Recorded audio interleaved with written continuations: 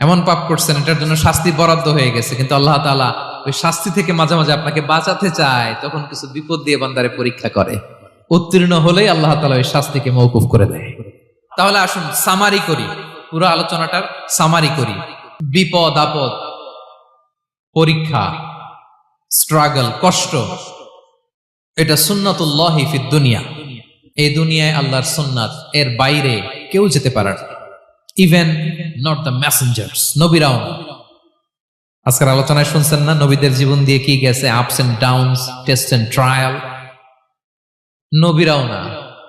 তাহলে এটা আমাদের মাইন্ডসেটের সাথে সেট আপ করে নিতে হবে যে অতীতে, বর্তমানে, ভবিষ্যতে বিপদ আপদ মুক্ত এই পৃথিবীতে কেউ থাকবে না।